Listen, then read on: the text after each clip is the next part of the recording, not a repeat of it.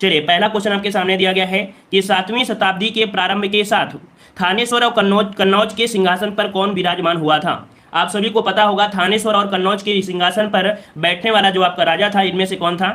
चलिए ऑप्शन आ रहा है डी नंबर आपके हर्षवर्धन, बिल्कुल जवाब सही है, हर्षवर्धन ही आपका है। ठीक है, एक पॉइंट आपसे यहाँ पर और पूछा जाता है कि हर्षवर्धन के समय कौन सा चीनी यात्री आया था, तो कौन सा चीनी यात्री आया था, तो यहाँ पर आप कह सकते हैं कि आपका ह्वेनसांग। ठीक है, ह्वेनसांग जो आया था वो आपके हर्षवर्धन के समय ही आया था, जिसने नालंदा में, है ना, याद रखिए नालंदा में अध्ययन के लिए आया था, नालंदा में इसने अध्ययन किया था, नालंदा में। ठीक है, आगे बढ़ते हैं। क्वेश्चन दिया गया है कि भारत में फ्रांसीसी उपनिवेश की राजधानी क्या थी। ये बताइए भारत में जो फ्रांसीसी उपनिवेश थी इसकी राजधानी इनमें से क्या थी। तो चलिए यहाँ पर जवाब देना है 2 नंबर में, और 2 ऑप्शन यहाँ पर आ रहा है पुदुचेरी। तो देखो बिल्कुल जवाब सही है आपका, यहाँ पर बी नंबर आपका हो जाएगा। जो पुदुचेरी है इनके प्रशासनिक उपनिवेश आपकी राजधानी थी, और भारत आने वाले जो अंतिम आपके थे वो फ्रांसीसी थे। ठीक है ना, ये भी आपको याद रखना, भारत में आने वाले जो व्यापारी थे वो आपके अंतिम थे। ठीक है, और आगे बढ़ते हैं। क्वेश्चन दिया गया है शेर शाह की महानता किसमें निहित है। जो शेर शाह थे, शेर शाह सूरी, है ना, इनकी महानता किसमें है। तो आपको याद रखना है जो आपके शेर शाह सूरी थी, इनका जो प्रशासन व्यवस्था थी बहुत ही अच्छी थी, जिनकी प्रशासन व्यवस्था थी वो बहुत ही अच्छी थी। और याद रखिए इन्होंने राजस्व संबंधी और कानून से संबंधित सुधार भी बहुत अच्छे से किया था। इन्होंने जीटी रोड भी बनवाया था, जीटी रोड भी इन्होंने बनवाया था, जीटी रोड में सराय का निर्माण भी इसी ने करवाया था, वहां पर रुकने की व्यवस्था भी आपकी की गई थी। तो इस प्रकार से प्रशासनिक सुधार शेर शाह सूरी के बहुत ही बेस्ट थे। ठीक है, चलिए आगे बढ़ते हैं। क्वेश्चन दिया गया है कि औपनिवेशिक भारत में भारतीय विधाओं के लिए शारदा सदन स्कूल की स्थापना किसने की थी। यहां पर जो आपका जवाब बनेगा कौन सा बन जाएगा।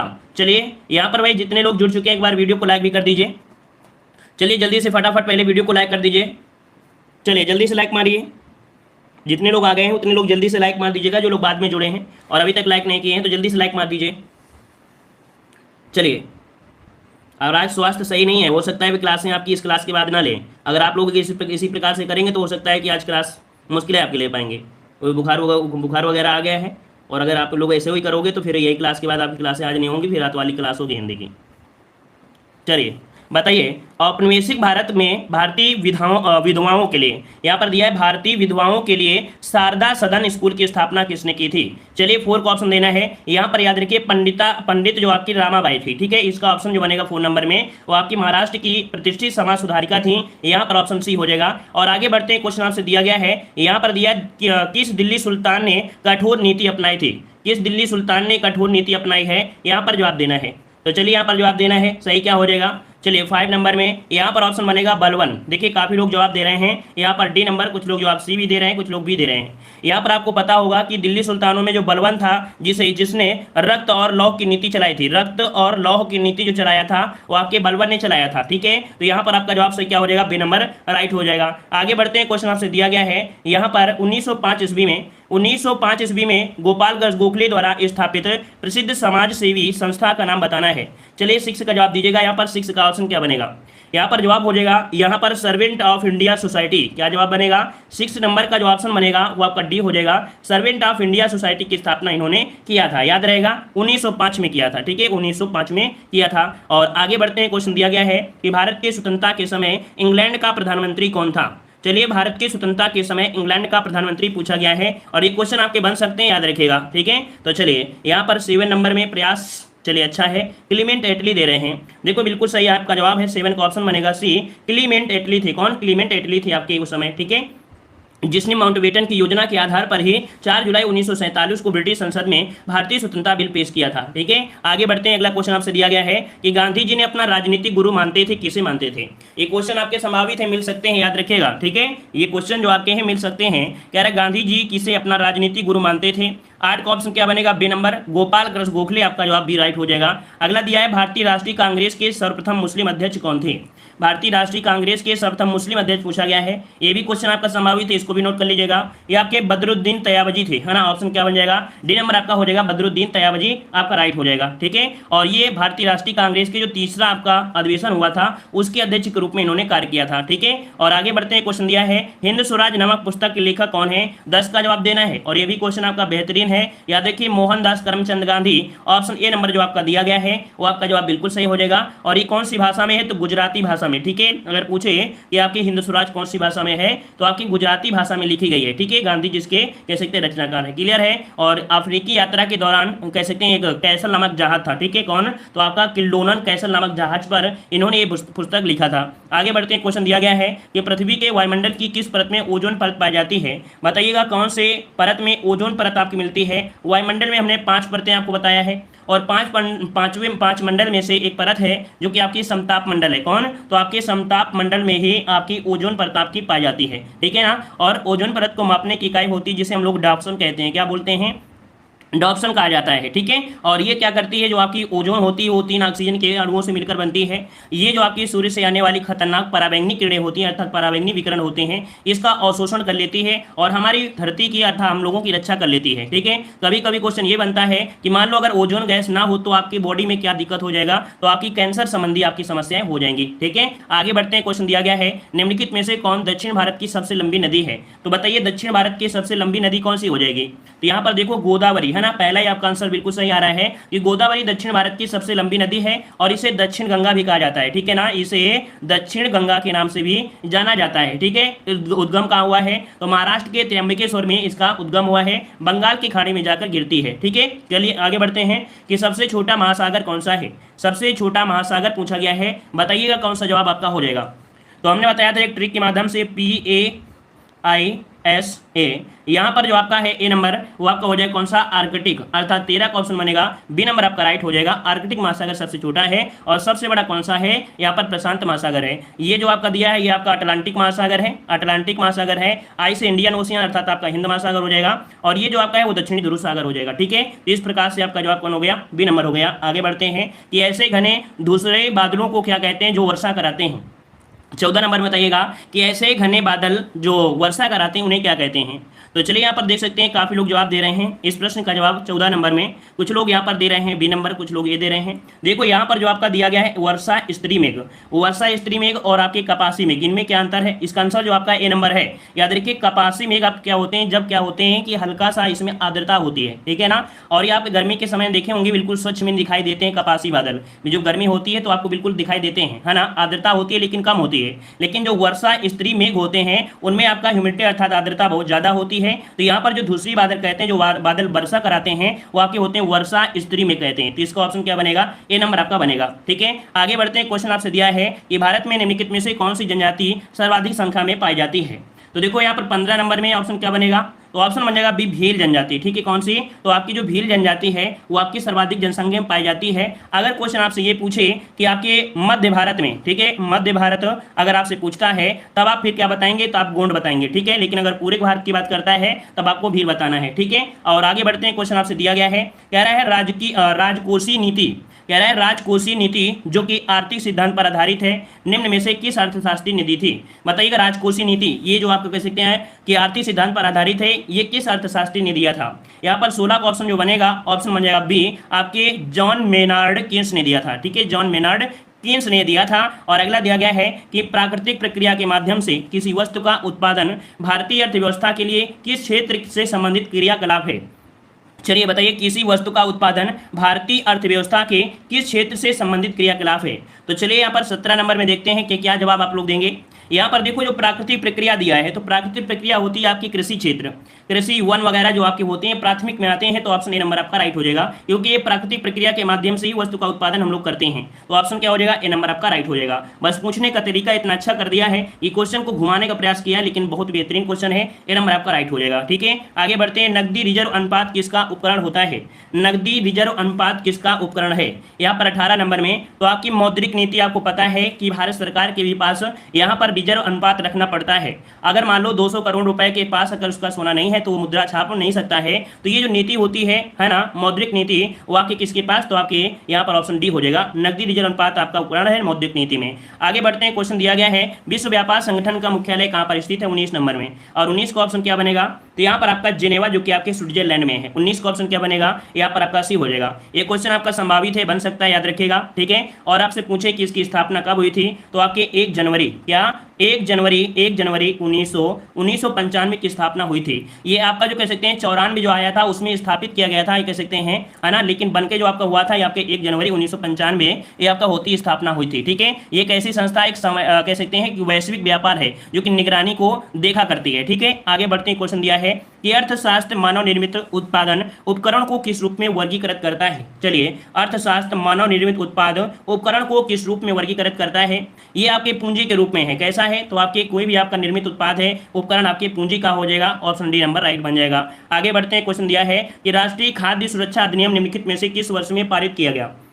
बताइएगा, कह रहा है राष्ट्रीय खाद्य सुरक्षा अधिनियम किस वर्ष में पारित किया गया। 21 का ऑप्शन जो बनेगा क्या हो जाएगा, तो चलिए यहाँ पर जवाब क्या हो जाएगा, यहाँ पर 2013, इसका ऑप्शन बनेगा डी नंबर। याद रखिएगा कि जो अधिनियम है इसका उद्देश्य है कि लोगों को सस्ती दर पर पर्याप्त मात्रा में उत्तम खाद्यान्न उपलब्ध कराया जा सके, तो ऑप्शन क्या बन जाएगा, डी नंबर। अगला क्वेश्चन दिया है कि जिला कलेक्टर का पद कब बनाया गया था। जिला कलेक्टर का जो पद बनाया गया ये कब बनाया गया था, यहाँ पर जवाब देना है 22 नंबर में। चलिए, 22 नंबर में आपका जवाब बन जाएगा। देखो, वारेन हेस्टिंग ऐसे समय थे, वारेन हेस्टिंग जब आए थे तो वारेन हेस्टिंग का जो समय पीरियड है वो आपका 1772 से लेके 85 तक है, तो यहाँ पर 1772 ऑप्शन बी हो जाएगा। मतलब ये जो आपका बना था तो वारेन हेस्टिंग के समय आपका बनाया गया था, ठीक है। और 1772, देखो 1772 अगर हमारे मुंह से गलती निकल जाए, 1919 नहीं है, 17 है, ठीक है। तो 1772 ईस्वी में प्रत्येक जिले में एक फौजदारी तथा दीवानी अदालत की स्थापना भी की गई थी, ठीक है। आगे बढ़ते हैं, क्वेश्चन दिया गया है, कह रहा है संविधान में जन स्वास्थ्य एवं स्वच्छता तथा अस्पताल एवं औषधालय की सूची में आते हैं। ये बताइए, जन स्वास्थ्य है, स्वच्छता है, अस्पताल है, औषधालय है, ये कौन सी सूची के अंतर्गत आप यहाँ पर रखेंगे। ये कैसे होते हैं, तो आपके राज्य सूची के अंतर्गत आपके होते हैं। क्या ये राज्य सूची के अंतर्गत आपके रखे जाते हैं, जैसे जन स्वास्थ्य हो गया, स्वच्छता हो गया, अस्पताल, औषध हो गया, सफाई हो गया, पशु सिंचाई, पुलिस, वन, ये आपके इसमें आते हैं, ठीक है ना। तो ऑप्शन हो जाएगा बी हो जाएगा, वन नहीं होगा, वन क्योंकि समवर्ती में हो जाता है, ठीक है। आगे बढ़ते हैं, क्वेश्चन दिया गया है, अच्छा इसी में होगा। अगला क्वेश्चन दिया गया है कि जिला न्यायाधीश किसके नियंत्रण के अधीन होता है। जिला न्यायाधीश कह रहा है कि इसके नियंत्रण के अधीन होगा 24 नंबर में। 24 का ऑप्शन क्या बनेगा, चलिए यहाँ पर देखते हैं कि आप लोग जवाब देंगे 24 नंबर में। यहाँ पर आपका जवाब आ रहा है 24 में, कुछ लोग दे रहे हैं यहाँ पर बी नंबर। देखो यहाँ पर जिला न्यायाधीश किसके नियंत्रण में, तो आपके उच्च न्यायालय के अधीन होते हैं। 24 का ऑप्शन बी नंबर राइट हो जाएगा। आगे बढ़ते हैं, क्वेश्चन दिया है कि सामाजिक न्याय का क्या अर्थ होता है। सामाजिक न्याय मतलब क्या हो जाएगा, सामाजिक न्याय हम लोग यहाँ पर ये कह सकते हैं कि जो जाति, नस्ल, रंग और लिंग आधारित सभी प्रकार के भेदभाव क्या तो आपके दूर होने चाहिए। अगर ये चीजें अगर आपके दूर हो जाएं तो ये समाज क्या हो जाएगी, एक समाज जैसी होगी। समाज मतलब होता है सब मतलब समाज, तो इसका मतलब सभी लोग बराबर होना चाहिए। यहाँ पर जाति, नस्ल, रंग भेदभाव नहीं करना चाहिए, ठीक है। ये आर्टिकल नंबर आपके 15 में बताया भी गया है। आगे बढ़ते हैं, क्वेश्चन दिया गया है मछली में मौजूद राइबोफ्लोविन को के रूप में जाना जाता है। चलिए यहाँ पर जवाब देना है। क्वेश्चन आपसे दिया गया है कि मछली में मौजूद राइबोफ्लोविन को के रूप में जाना जाता है, तो यहाँ पर ऑप्शन हो जाएगा, राइबोफ्लेविन की बात किया है तो यहाँ पर क्या हो जाएगा, यहाँ पर विटामिन B2 आपका जवाब राइट हो जाएगा, ठीक है। और आगे बढ़ते हैं, क्वेश्चन आपसे दिया गया है जब पानी जम जाता है तो उसका जो घनत्व होता है क्या होता है। जब पानी जम जाता है तो घनत्व क्या होता है, यहाँ पर ऑप्शन डी हो जाएगा, घट जाता है। क्या होता है, घट जाता है। यहाँ पर ऑप्शन क्या हो जाएगा, यहाँ पर 27 का ऑप्शन बन जाएगा डी नंबर, घट जाता है, याद रखिएगा, ठीक है। और आयतन क्या हो जाता है, आयतन बढ़ जाता है, ठीक है। आयतन क्या हो जाता है, इसका आयतन जो होता है वो आपका बढ़ जाता है, ठीक है ना। यही कारण है कि अत्यधिक ठंड में क्या होता है, नलों के जो पाइप होते हैं वो फट जाते हैं, है ना। अगर आपसे पूछे कि जो जल का घनत्व होता है अधिकतम कितना होता है, तो 4 डिग्री सेंटीग्रेड पर आपका होता है, ठीक है। आगे बढ़ते हैं, क्वेश्चन दिया है कि BCG टीके में सी शब्द से क्या अभिप्राय है। BCG टीका आपने सुना होगा, यहाँ पर इसका मतलब होता है कैलमेट, ठीक है। कैलमेट मतलब ऑप्शन जो बनेगा यहाँ पर ऑप्शन बन जाएगा डी नंबर, कैलमेट होता है। BCG का मतलब पूरा नाम होता है कि बैसिलिक कैलमेट और गिरेन, है ना। यह टीका जो होता है क्षय रोग की रोकथाम के लिए होता है, जिसे टीबी हो जाती है उसको ये दिया जाता है क्षय रोग के रोकथाम के लिए, ठीक है। क्षय रोग है, ये 6 वाला रोग नहीं। आगे बढ़ते हैं, क्वेश्चन आपसे दिया है कि पानी की स्थायी कठोरता को दूर करने के लिए कौन सी विधि का प्रयोग नहीं किया जा सकता है। यहाँ पर स्थायी कठोरता दिया है, ना कि अस्थायी कठोरता। यहाँ पर जो आपका आंसर होगा, यहाँ पर देखिएगा जो आपका सी नंबर आपको दिया है उबालना, ये स्थायी कठोरता की दी गई है। क्या ये स्थायी कठोरता दी गई है, तो पानी की स्थायी कठोरता को दूर करने के उबालना विधि का प्रयोग नहीं किया जाता है। सोडियम कार्बोनेट का प्रयोग जल की स्थायी कठोरता अस्थायी में लोग कर सकते हैं, ठीक है। साथ ही साथ जल की स्थायी कठोरता को आसवन और कास्टिक सोडा के प्रयोग से भी दूर किया जा सकता है। तो आगे बढ़ते हैं, क्वेश्चन आपसे दिया गया है, कह रहा है उस नाभिकीय प्रक्रिया को क्या कहते हैं जिसमें द्रव्यमान ऊर्जा में परिणत हो जाता है।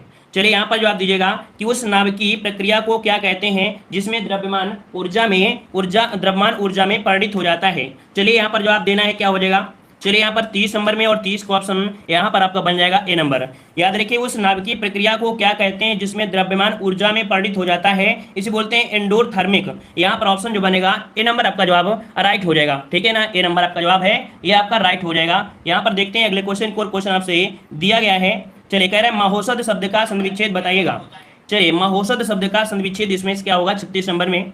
तो चलिए यहाँ पर जवाब आ रहा है, यहाँ पर महाधन औषध कौन सा बनेगा, कौन सा बनेगा ये बताइएगा। तो यहाँ पर देखो महाधन औषध कहाँ पर है, ए नंबर आपका जवाब यहाँ पर राइट हो जाएगा, महाधन औषध आपका राइट हो जाएगा, ठीक है ना। क्लियर हो गया है। वृद्धि संधि है क्योंकि आपकी यहाँ पर जो अ की मात्रा होती है वो किसमें होती है, वृद्धि संधि में होती है। जैसे अ की मात्रा है, अ की मात्रा है, ये आपकी वृद्धि संधि में होता है। अगला है कौन सा शब्द आपका घोड़ा का पर्यायवाची नहीं है, घोड़ा का पर्यायवाची नहीं है 37 नंबर में। तो यहाँ पर आपका जवाब क्या बनेगा। तो देखो वाज्य होता है, तुरंग होता है होता है, लेकिन यहाँ पर जो आपका शार्दुल दिया है, शार्दुल आपका नहीं होता है क्योंकि शार्दुल होता है सिंह का पर्यायवाची। किसका होता है, या आपके सिंह का पर्यायवाची होता है। आगे बढ़ते हैं। क्वेश्चन दिया है कि शुद्ध वाक्य की पहचान करना है। तो चलिए यहाँ पर दिया गया है वकील ने कागजातों की जांच की, ये आपसे दिया है ना। और कृपया आप ही कह रहा है, कृपया आप ही, तो ये आपका तो सही नहीं होगा। पहला ही पॉइंट यहाँ पर बिल्कुल आपका सही लग रहा है, मैंने 1 वर्ष तक उनकी प्रतीक्षा किया। तो यहाँ पर देखो अध्यापक का प्रधान अध्यापक लड़के चुनेंगे, ये आपका दिया ए नंबर। इसका जो आपका जवाब है 38 नंबर में आपका सही जवाब इनमें से हो जाएगा, ठीक है। आगे बढ़ते हैं। क्वेश्चन दिया गया है कि चंद्रमा के लिए सही पर्यायवाची आपको बताना है। चलिए यहाँ पर देखते हैं क्या जवाब हो जाएगा 39 नंबर में। देखो चंद्रमा के लिए यहाँ पर 39 में काफी लोग दे रहे हैं सी नंबर।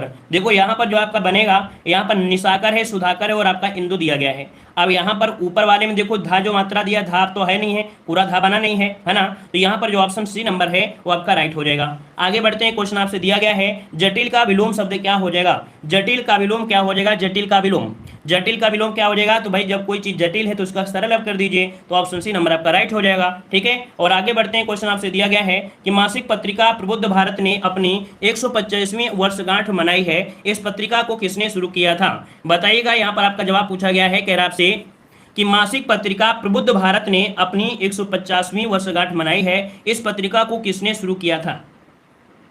तो चलिए यहाँ पर 51 का ऑप्शन लॉक करना है, यहाँ पर बी हो जाएगा, स्वामी विवेकानंद ने यहाँ पर शुरू किया था, स्वामी विवेकानंद ने शुरू किया था, ठीक है। आपके 1896 से कर लीजिएगा, ठीक है। 1896 में यहाँ पर शुरुआत इसकी किया था, ठीक है। और आगे बढ़ते हैं। क्वेश्चन आपसे अगला पूछा गया है कि काजा कलास किस देश की पहली महिला प्रधानमंत्री बनी है, काजा कलास किस देश की पहली महिला प्रधानमंत्री हैं, ये आपकी कहाँ बनेगी। तो ऑप्शन आ रहा है ए नंबर, ये आपके दिया गया है एस्टोनिया, यहाँ पर जवाब हो जाएगा ए नंबर। यहाँ की मुद्रा जो आपकी है वो आपकी यूरो है, ठीक है, क्या है आपकी यूरो है, ऑप्शन बन जाए आपका ए नंबर। और आगे बढ़ते हैं। क्वेश्चन आपसे अगला पूछा गया है, कह रहा आपसे कि 72वें गणतंत्र दिवस 2021 में प्रस्तुत झांकियों में से किस राज्य की झांकी को प्रथम स्थान प्राप्त हुआ है।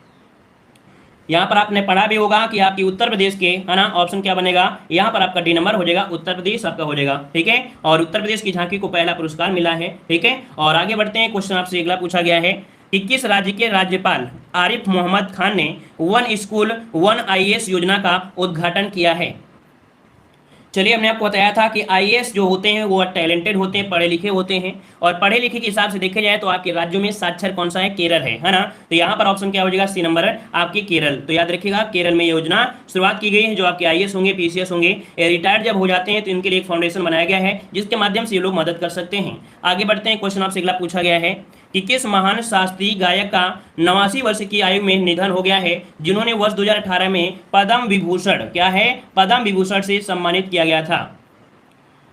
चलिए भाई 55 नंबर में अच्छा क्वेश्चन है, ये आपके हैं गुलाम मुस्तफा का, ठीक है। कौन है आपके, गुलाम मुस्तफा का, यहाँ पर जवाब राइट हो जाएगा, ठीक है। और आगे बढ़ते हैं। क्वेश्चन आपसे अगला पूछा गया है कि किस ट्रेन का नाम बदलकर नेताजी एक्सप्रेस कर दिया गया है, किस ट्रेन का नाम नेताजी एक्सप्रेस कर दिया गया है 56 नंबर में। तो आपका जवाब बनेगा ए नंबर, ये आपका हावड़ा जो कालका मेल है, ठीक है। कौन, तो हावड़ा कालका मेल का नाम बदल दिया गया है, अब नेताजी एक्सप्रेस कर दिया गया है। और भारतीय रेलवे ने 23 जनवरी को, कब, तो आपको 23 जनवरी को जो नेताजी सुभाष चंद्र की जयंती मनाते हैं तो उसी के समय किया था। तो यहाँ पर परिवर्तन भी हुआ है, 23 जनवरी को हुआ था। तो ऑप्शन हो जाएगा ए नंबर आपका राइट हो जाएगा, ठीक है। और आगे बढ़ते हैं। क्वेश्चन आपसे अगला पूछा गया है, कह रहा आपसे कि जनवरी 2021 को भारतीय रिजर्व बैंक ने किस बैंक का लाइसेंस रद्द कर दिया है। चलिए बताइए कौन से बैंक का लाइसेंस रद्द कर दिया है। तो यहाँ पर आपका जवाब आ रहा है, काफी लोग दे रहे हैं 57 नंबर में। 57 का ऑप्शन देखिए बनेगा सी नंबर। ये महाराष्ट्र में स्थित है वसंत दादा नागरी सहकारी बैंक। ठीक है, कौन है? तो वसंत स्थित वसंत दादा नागरी सहकारी बैंक है, जो कि महाराष्ट्र में है। यहाँ पर जो ऑप्शन बन जाएगा वो आपका यहाँ पर सी नंबर राइट हो जाएगा। ठीक है ना। चलिए और आगे बढ़ते हैं। क्वेश्चन आपसे अगला पूछा गया है, यहाँ पर देखो दिया गया है अगला क्वेश्चन, कि अमेरिका के जो आपके राष्ट्रपति हैं, अमेरिका के नवनिर्वाचित राष्ट्रपति जो बाइडेन, कौन है आपके? जो बाइडेन ने निम्नलिखित में से किसे CIA का निदेशक नियुक्त किया है? चलिए आपको बताना है कि CIA का निदेशक जो नियुक्त किया है वो आपके किसने? तो यहाँ पर आपका जवाब आ रहा है 58 नंबर में, ऑप्शन बनेगा सी नंबर। ये आपके विलियम बर्न्स हैं। कौन है? विलियम बर्न्स हो जाएगा, ऑप्शन बन जाएगा आपका सी नंबर हो जाएगा। आगे बढ़ते हैं। क्वेश्चन आपसे अगला पूछा गया है कि जनवरी 2021 को केंद्रीय मंत्रिमंडल ने भारत और किस देश के मौसम विज्ञान केंद्र के मध्य वैज्ञानिक और तकनीकी सहयोग बढ़ाने के लिए समझौता ज्ञापन को मंजूरी दे दी है? तो यहाँ पर आपका जवाब क्या हो जाएगा? अमेरिका। चलिए यहाँ पर 59 का ऑप्शन बन रहा है। यहाँ पर आपका अमीरात, याद रखिए संयुक्त अरब अमीरात होगा, UAE के साथ ये समझौता हुआ है। मौसम विज्ञान केंद्र और आपके जो कह सकते हैं तकनीकी सहयोग के लिए एक समझौता ज्ञापन हुआ है आपके भारत और आपका UAE के साथ। आगे बढ़ते हैं। क्वेश्चन आपसे दिया गया है कि भारत की गणतंत्र दिवस परेड 2021 में किस देश की सैन्य टुकड़ी ने भाग लिया? चलिए 60 नंबर में यहाँ पर आपका क्या बनेगा? तो हमने आपको एक करंट अफेयर में ये भी बताया था कि इस बार की जो आपका गणतंत्र दिवस हुआ था उस पर ज़्यादा से ज़्यादा जो फोकस हुआ था वो आपके बांग्लादेश पर। ये भी क्वेश्चन इसी प्रकार से पूछा गया था कि आपके गणतंत्र दिवस 2021 में किस देश को ज़्यादा फोकस हुआ था, है ना? तो आपके बांग्लादेश में। तो ऑप्शन डी हो जाएगा। आगे बढ़ते हैं। क्वेश्चन दिया है दुधवा नेशनल पार्क कहाँ पर स्थित है? आप सभी को पता होना चाहिए कि दुधवा नेशनल पार्क जो स्थित है वो आपके कहाँ पर स्थित है। चलिए यहाँ पर जवाब देना है 61 नंबर में, और ऑप्शन क्या हो जाएगा? सी नंबर आपका हो जाएगा। ये आपके उत्तर प्रदेश दे रहे हैं सभी लोग, उत्तर प्रदेश आपका जवाब राइट हो जाएगा, दुधवा नेशनल पार्क हो जाएगा। चलिए आगे बढ़ते हैं। क्वेश्चन आपसे दिया गया है, कह रहा आपसे कि पर्यावरण मित्र ईंधन गैसों हाल किसके मिश्रण से बनता है?